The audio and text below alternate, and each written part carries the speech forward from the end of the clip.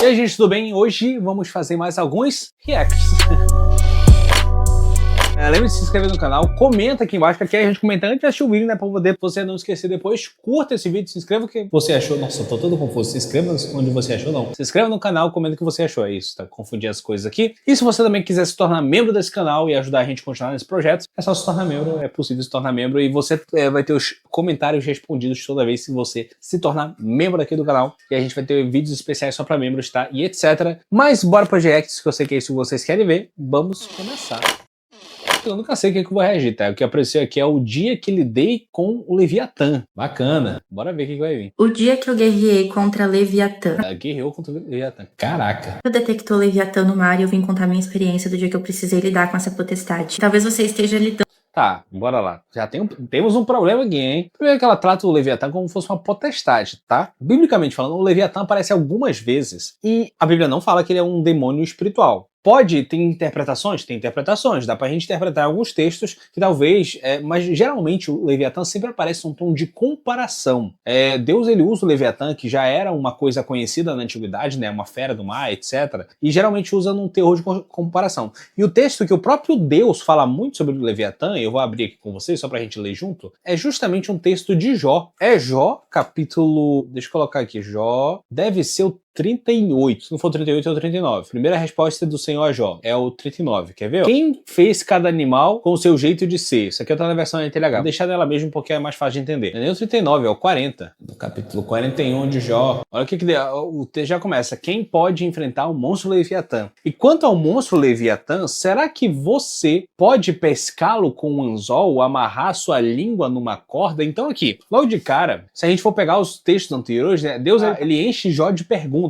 Que o Jó tá achando que pode se defender contra Deus, aí Deus, beleza, vou te fazer um monte de perguntas. Eu vou pegar só o texto que é anterior. Quando você sabe quando nascem os cabritos? Você sabe quantos meses as suas fêmeas levam para darem cria? Você sabe quando eles se abaixam para dar cria? Então Deus está fazendo perguntas sobre vários animais. Tipo assim, mostrando, cara, você não sabe de nada. Eu sou o Deus aqui da parada, eu sei de tudo. Será que o touro selvagem vai querer trabalhar para você? Você é fraco, o touro é forte. Então ele está dando exemplos de vários animais e coisas que existem. Ele não está dando exemplo de coisas que não existem. Inclusive aqui no verso 38, ele fala sobre ele criando o mundo, né? Eu criei o mundo. Onde você estava quando eu criei o mundo? Se você é tão inteligente, explique isso. Você sabe quem resolveu qual seria o tamanho do mundo, etc. Então, Deus ele tá desafiando Jó na inteligência. Tipo assim, eu fiz isso, eu fiz os animais, eu fiz... E quando chega no capítulo 41, ele fala do Leviatã, né? Que ele fala que foi uma das maiores criações dele. Você é capaz de passar uma corda pelo nariz dele ou furar um queixo com seu gancho? Será que ele vai pedir que você solte ou implore que tenha dó dele? No texto inteiro aqui, Deus ele vai descrevendo o Leviatã como se fosse um monstro que existe. Ó, o seu nariz solta fumaça, sua boca lança chamas, que parece ser um dragão marinho praticamente, né? A sua força está no pescoço. O seu couro não existe ponto fraco. O seu coração cruel não tem medo. É duro como uma pedra. E ele vai descrevendo o Leviatã. Olha no verso 32 o que ele diz. Ele vai deixando na água um rastro luminoso, como se o mar estivesse uma cabeleira branca. Não há nada deste mundo que se compare com ele,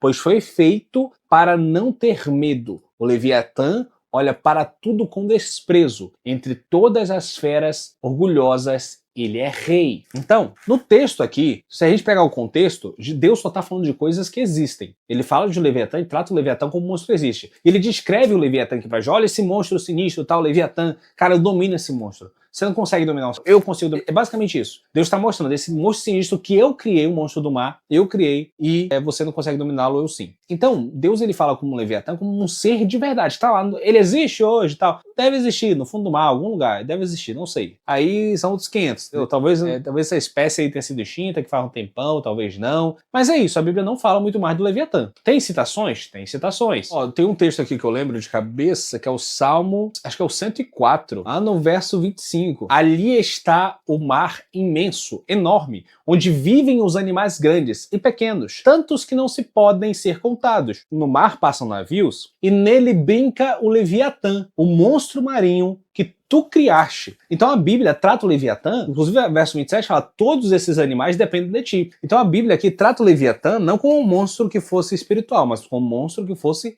real. O outro texto na Bíblia que fala do Leviatã é Isaías. Era para ser uma resposta rápida, acabei demorando pra caramba aqui. Verso 27 diz, naquele dia o Senhor pegará a espada, e a sua espada enorme, forte, pesada, e ferirá o monstro Leviatã. A serpente que se torce e se enrola, o Senhor matará o monstro que vive no mar. E quem é esse Leviatã? O Leviatã é uma lenda judaica de um monstro marinho. Então, a Bíblia em si, talvez o autor dos textos, até o próprio Deus, ele usava esse monstro como por causa do contexto judaico. Eu particularmente gosto de acreditar que o Leviatã de fato existe, que é um monstro marinho, inclusive, como eu mostrei aqui nos textos, os textos em si, eles tratam ele como se fosse um monstro que de fato existisse. Mas talvez porque foi escrito por judeus, né? Se os judeus acreditavam nisso, então é isso que eles vão escrever. Então, esse texto aqui de Isaías, inclusive, é o mais profético de todos os textos que a gente leu, né? Tanto de Jó quanto de Salmos. O texto de Isaías é literalmente um profeta falando sobre isso, que naquele dia, que no caso é o grande dia do Senhor, no dia do Senhor, o Leviatã seria ferido. Desse texto aqui, inclusive, que provém o entendimento que talvez o Leviatã é uma representação do próprio Satanás, porque ele fala que ele vai ser ferido no dia do Senhor, e ele descreve ele lá em Jó, naquela descrição que eu li inteira, mas ele descreve ele como um dragão do mar, que solta fogo pela boca. Então pode ser um dragão, né? Pode ser literalmente um dragão. E aqui ele descreve ele como um monstro que vai ser morto, um monstro que vai ser ferido pela espada, e ele chama essa espada de serpente, ou ele chama esse monstro de serpente, a serpente que se torce e se enrola. Então, existem essas duas interpretações, que ele é um monstro marinho que de fato existe, mas também que esse monstro representa o diabo, representa literalmente o grande dragão, a antiga serpente que fala lá em Apocalipse capítulo 12. Então, mas bora lá. Na interpretação que ele é um monstro real que existe, que vive no mar e etc. Você não luta contra ele, não é espiritual. Na interpretação que ele é o diabo, que são as duas interpretações possíveis para esse texto. Da mesma forma, você não luta contra o diabo. Então bora ver o que a mulher mais fala, que eu tinha até esquecido que eu tava reagindo a alguma coisa. Dando com ela e nem sabe. Leviatã é conhecido como um dragão do mar. Ele é um ser que existe e será derrotado no fim dos tempos. Beleza. Ela falou basicamente o que eu disse aqui, né? É um ser que talvez exista, a Bíblia não dá certeza, mas eu particularmente acho que sim. E ele será derrotado no fim dos tempos. Quando ele fala dessa derrotada, muitas vezes vão falar que por isso que ele representa o diabo. Eu não sei até hoje, eu nunca estudei muito sobre isso, mas é basicamente isso aí. Por Deus, assim como Satanás. Porém, o espírito de Leviatã está em atuação no mundo espiritual. O espírito de Leviatã está em atuação. Onde está escrito? E ele é exatamente assim, eu já vi ele. A principal Uau! Onde está escrito? Pergunta de novo. área de atuação de Leviatã é na mente. Levando Onde está... Nossa, mano, não é possível que as pessoas acreditem nisso. Não sei se vocês conhecem o pastor Edson Belo, ele comentou aqui, kkk, o pastor Edson Belo é bom. Gente, meu Deus do céu, esse aqui não é normal não, esse aqui é loucura. as pessoas ficarem fadigadas, oprimidas espiritualmente. Mano, misericórdia, não é possível que alguém acredite nisso. Onde está escrito? Cara, nas descrições que eu mostrei aqui, mostrei pra vocês e li pra vocês. Monstro real, ok. Possível de entendimento, possível... Tô passando pra baixo aqui o troço. Comparação com o diabo, ok. Possível também. Monstro que ataca na mente, onde está escrito? Meu Deus. Já 41:22, Comentou aqui, moça, procure ajuda profissional. quando fala de Leviatã, fala que no seu pescoço reside a força. Seu pescoço forte mostra a resistência à verdade da palavra de Deus. Jesus do céu. Não, o texto lá que ela leu, inclusive eu li com vocês, né, que ele fala, Deus fala que no seu pescoço exige a força, porque ele tem uma couraça que é impenetrável. Não fala de nada além disso. E o seu impacto emocional pode trazer opressão e confusão. O versículo continua dizendo, diante dele até a tristeza salta de alegria. Essa é uma tradução um pouco equivocada, tá? Mas na verdade, não sei se ela vai falar aqui, a tradução até tristeza salta de alegria eu não lembro qual é essa versão. Bora ver se ela vai falar. Essa tristeza no hebraico significa terror ou pavor. Leviatã causa tanto medo que diante dele até a tristeza salta de alegria. Até uma ironia, né? Ela não traduziu totalmente certo. Bora voltar lá no texto. Inclusive, é uma citação bem errada que as pessoas fazem desse texto. Até a tristeza salta de alegria. Você não tem nada na hora que ele fala do pescoço. É só deixar claro que, como a Bíblia dá esse entendimento, talvez que ele fosse um dragão. Quando o Leviatã espirra, saem faíscas. Seus olhos brilham como o sol, etc. Mas bora procurar aqui até a tristeza salta de alegria, que eu não lembro onde está escrito isso. Eu sei que é por aqui. Eu acho que esse verso 22. Olha o que o verso 22 está escrito. A sua força está no pescoço, e a cara dele mexe medo em todo mundo. Esse aqui é o famoso versículo até a tristeza salta de alegria. Quer ver, ó? Bora mudar aqui pra versão, sei lá, acho que a versão que fala até a tristeza salta de alegria é corrigida. Corrigida. Que versão é esse que eu tô? Acho que é o 27. Olha o que está escrito no verso 27 na versão corrigida. No seu pescoço pousa a força, perante ele até a tristeza salta de prazer. Mais ou menos isso, né? Então, na verdade, a tradução mais correta é essa aqui que eu mostrei aqui, ó. Na cara dele mete medo em todo mundo. Essa que é a tradução. Até a tristeza salta de alegria, essa é a tradução mais correta. que ele mete medo, ele bota medo. Inclusive, bora pegar uma outra versão aqui, ó. Nova Almeida atualizada. Jesus, tô com problema na dicção muito feio. Bora lá. No seu pescoço reside a força e diante dele salta o desespero. Entendeu? A versão corrigida aqui traduz mais ruinzinho essa parte, mas não tá totalmente errado. Isso aqui eu não vou entrar nessa discussão. Mas é isso, né? Voltando aqui. Como assim a tristeza vai festejar? É porque onde Leviatã está... Olha, tá vendo? Ela já monta a teologia em cima de esqueci de mudar pra vocês. De uma conclusão, de uma tradução errada. Não é que a tristeza vai festejar, é só porque a tradução é um pouco esquisitinha ali. Na verdade, a ideia é que ele mete medo em todo mundo. Inclusive aqui na versão NAA, diante dele o desespero salta. Essa é a ideia, mete medo, não a ideia de literalmente tristeza saltando de alegria.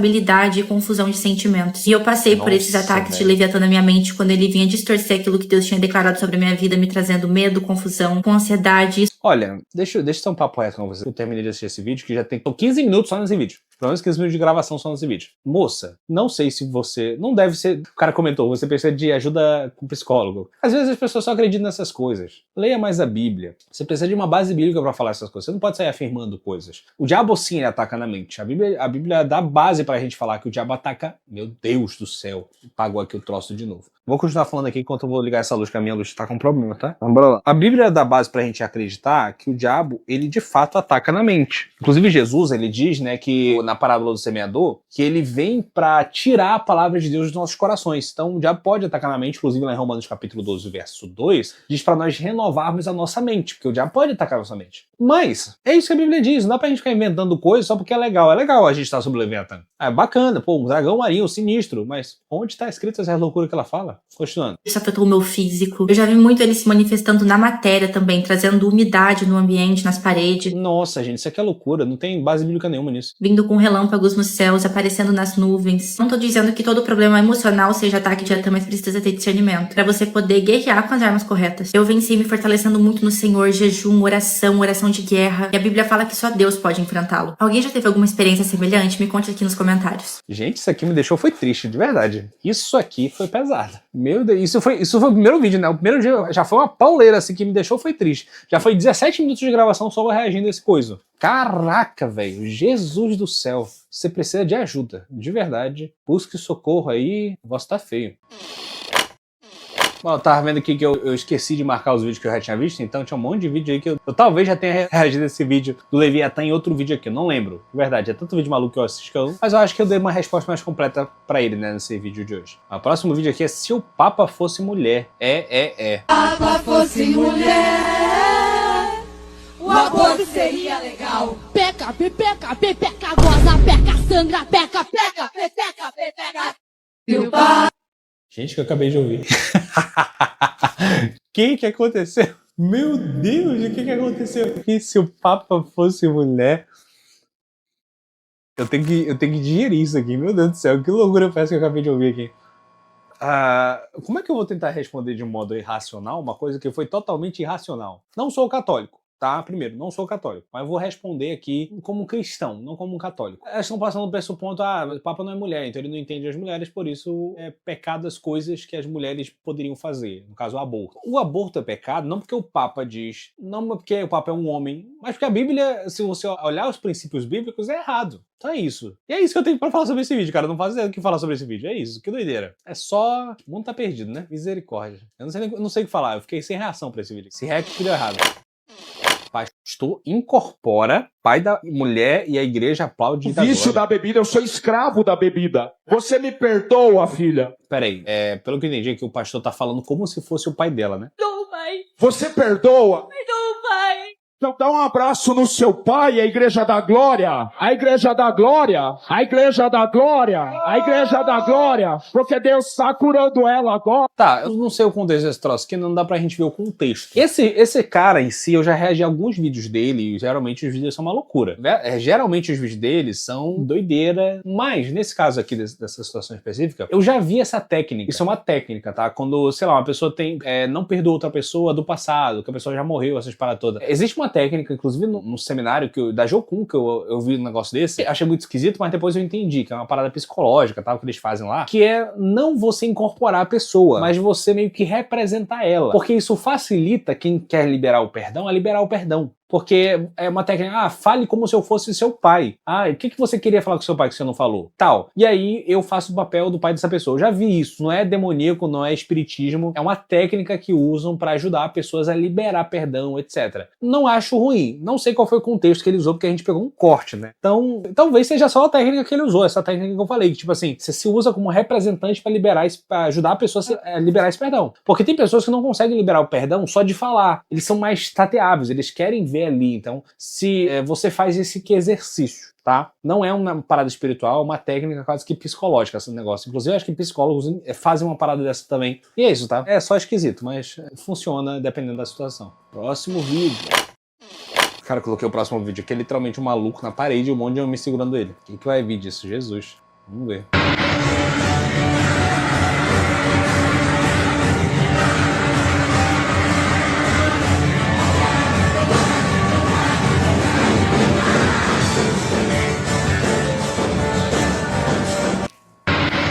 É isso, o vídeo é um cara tentando subir numa parede e um monte de gente segurando ele. Tem duas observações possíveis a serem feitas aqui. A Bíblia não diz que pessoas cheias do Espírito Santo ficavam subindo em parede. Então esse cara ou tá endemoniado ou ele é um meninão. Uma pessoa que quer se mostrar cheia do Espírito Santo quando não tá. O Espírito Santo não possui você, quem possui você é demônio. O Espírito Santo ele não tira tuas funções motoras, quem faz isso é demônio. O Espírito Santo ele é Senhor, mas ele também sabe, ele não bagunça o culto. O Espírito Santo, na verdade, ele aceita o culto racional. Então isso aqui é só irracionalidade, ou de um endemoniado, ou de um menino. Que obviamente não é um menino, né? Então, mais um vídeo católico, né? O pessoal ama que eu reajo vídeo católico, aí dá problema depois pra mim com os católicos, mas bora lá. Estamos aqui pra isso. Mas já é problema. Não é possível a salvação sem que haja verdadeira devoção à Virgem Maria.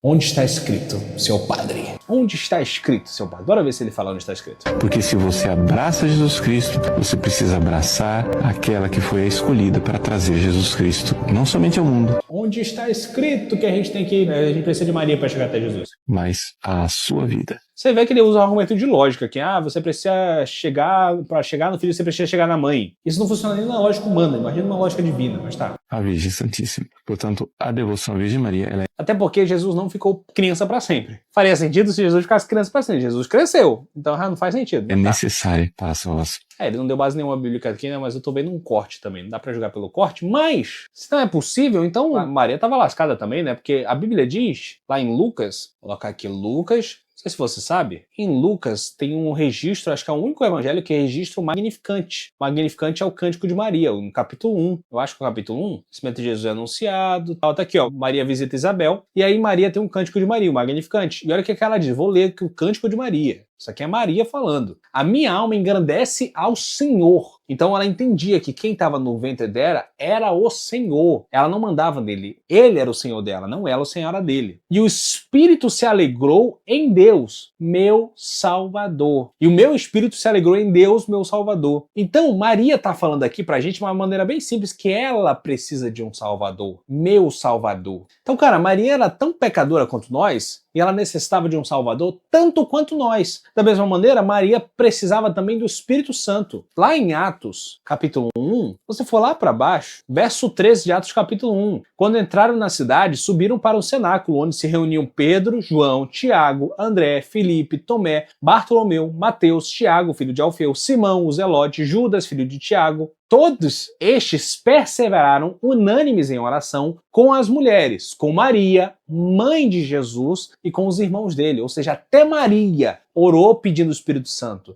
Até Maria teve que ir lá orar, pedindo, se humilhar, tal, junto com os apóstolos, para pedir o Espírito Santo. Porque ela precisava do Salvador e ela precisava do Espírito Santo, assim como todos nós também precisamos. Então não coloque Maria no lugar onde a Bíblia não coloca. E é isso, eu não tenho nem muito o que falar sobre esse negócio aí. É só uma mariolatria, né, que eles fazem sempre. Curta esse vídeo, comenta o que você achou e se você quiser se tornar membro do canal, torne-se membro também, que em breve a gente vai ter vídeos exclusivos só para membros. Deus abençoe a vida de vocês, tudo esse vídeo. Eu já falei isso também, né? Eu já falei. Assista os outros vídeos aí que a gente tem. Eu tô cansado já que esse aqui é o 4º vídeo que eu gravo hoje. E esses vídeos são longos, então minhas costas estão doendo. Mas amanhã eu tô aqui para gravar mais e é isso aí, gente. Deus abençoe vocês. Tchau.